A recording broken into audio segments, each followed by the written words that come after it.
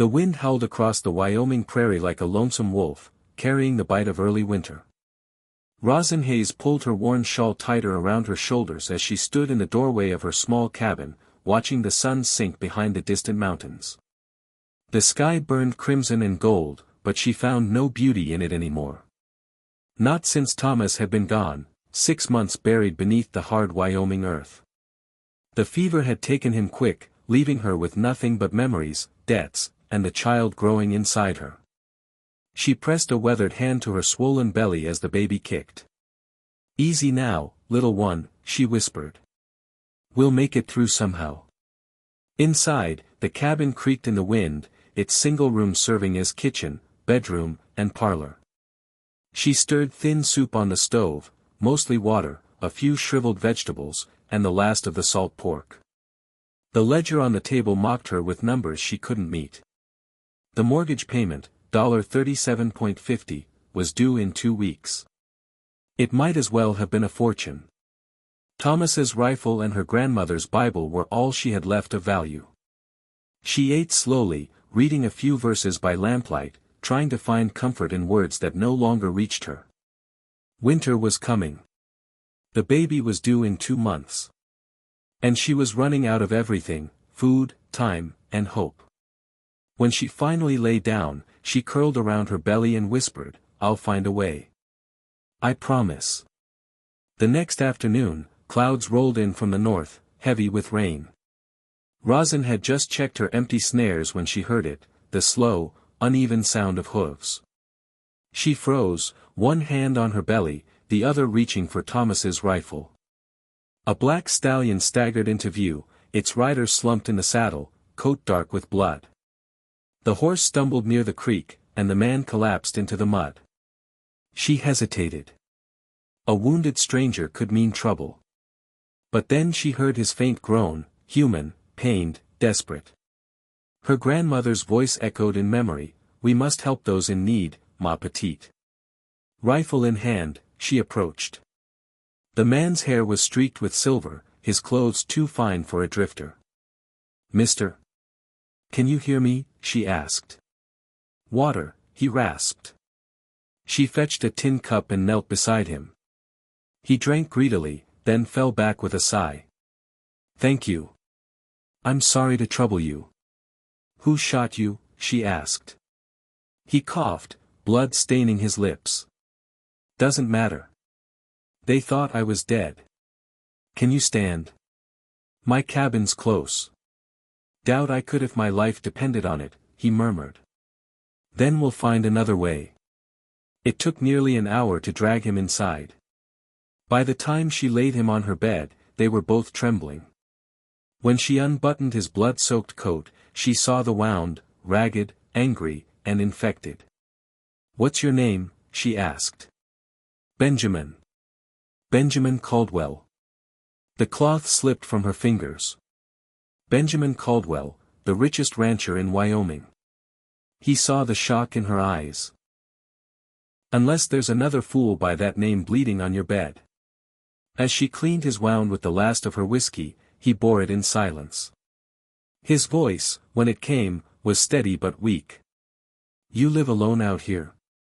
"My husband died 6 months ago," she said softly. "It's just me and the baby now." "You're brave," he said faintly. "Foolish maybe, but brave." "I'm just surviving," she murmured. The fever rose through the night. He drifted in and out, whispering names she didn't know, ranches, lawyers, lost dreams. Near dawn, his hand reached for his coat. "In my pocket," he whispered. She found a leather portfolio and a folded sheet of paper. "This?" He nodded. "I need to write." She brought him pen and ink. His hand trembled as he wrote, but when he finished, his gaze was clear.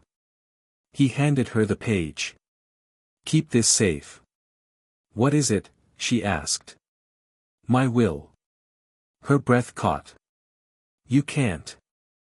"I can," he said, calm even as pain racked him.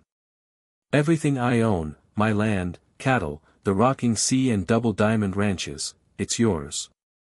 "Benjamin, I can't take this." He smiled weakly. You gave a dying man water. You treated me like a human being. That's more than my own kin ever did. Tears burned her eyes. I don't want your fortune. That's why you deserve it, he whispered. Promise me you'll keep it safe. Evelyn, my sister, she'll come. Don't let her win. I promise, she said, clutching the papers. He smiled faintly. The combination to the safe, March 15, 1831. Margaret's birthday. Remember. I'll remember. His hand tightened weakly on hers. You're stronger than you think. Moments later, his eyes lifted to some faraway light. Margaret, he breathed. Then he was gone. At dawn, she buried her face in her hands. The man who had changed her life lay still and cold. The papers beneath her palm held an empire, and a warning. Evelyn will come. 3 days later, Benjamin Caldwell was laid to rest in Laramie. Jake Morrison, foreman of the Rocking Sea, promised to honor Benjamin's last wishes. He said we were to help you in any way we could, Jake told her. She could barely thank him through her tears. But peace didn't last. By the end of the week, 2 black carriages and 6 riders appeared before her cabin.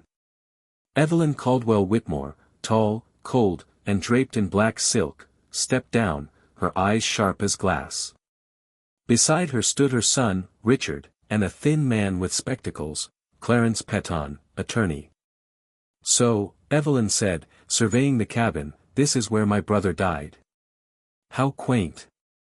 He died with dignity, Roslyn said evenly. Dignity? Evelyn sneered. He died confused, taken advantage of by a desperate woman. Petton opened his case. Mrs. Hayes, we're here for the documents Mr. Caldwell had. His estate papers, letters, and effects.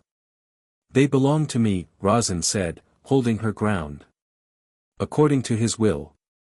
Richard laughed. You mean that scrap of paper you tricked him into signing? Evelyn's tone was smooth and poisonous. A will signed under duress is invalid. And your word means little, Mrs. Hayes. You hadn't seen him in years, Roslyn shot back. Evelyn's eyes flashed. Whatever fantasies you tell yourself, I'll be generous, $500 for the papers and your silence. Roslyn's heart twisted. It was more money than she'd ever seen. But she saw the truth behind it. No. Evelyn's lips thinned. You have no idea who you're dealing with. I can have you evicted by sunrise. You're threatening a pregnant woman, Roslyn said quietly. I'm offering survival, Evelyn snapped. Your brother knew exactly what he was doing, Roslyn said. He left everything to me, for a reason. You seduced him. Evelyn spat. I gave him water, Roslyn said sharply. If that's seduction, I pity you. Evelyn's son lunged forward, but she stopped him. Come, Richard. We're done here. Before leaving, Evelyn turned back. You could have been rich. Now you'll have nothing. Roslyn met her gaze. I already have more than you, a clear conscience. That night, the chicken coop burned. Days later, the well rope was cut, her garden salted. In town, doors closed in her face. I'm sorry, Mr. Morrison whispered, shame in his eyes. Evelyn's powerful. I can't cross her. Roslyn nodded. I understand. But she didn't give up. That night, she wrote letters, to the federal marshal in Cheyenne, to the territorial governor, and to a Denver newspaper, detailing everything. A week later, 6 riders came. Mrs. Hayes, their leader sneered, we're here to make you reconsider. Get off my land, she said, rifle steady. They left laughing. But the next day, rumors spread across Wyoming, the widow standing up to the Caldwell empire. Her courage became legend before the law even acted. Then came the letter, a summons to court. The hearing in Laramie drew crowds. Evelyn arrived in black silk and fury, surrounded by lawyers. Roslyn came alone, carrying Benjamin's portfolio. Evelyn's attorney thundered accusations of fraud. Roslyn stayed silent until the judge asked if she wished to speak. "I only have the truth," she said, and told it all: the stranger by the creek, the wound, the will. The courtroom went still. Then two men stood from the back, travelers who had passed her homestead. "We saw him write it," they swore. Evelyn's face drained of color. The judge's gavel came down. "This court finds the will of Benjamin James Caldwell valid and binding. Mrs. Roslyn Hayes is the rightful heir to the Caldwell estate." For a moment, Roslyn couldn't breathe. Then the baby kicked, strong and alive. Months later, snow fell over the Rocking Sea Ranch. Roslyn sat by the fire, rocking her newborn daughter, named Margaret, for Benjamin's late wife. The empire he left her had become a home for all who worked it, a place of fairness and kindness. She looked down at the sleeping baby and smiled. "We made it, little one. Against all odds, we made it." Outside, the Wyoming wind swept across the plains, not cold or cruel now, but gentle, almost grateful.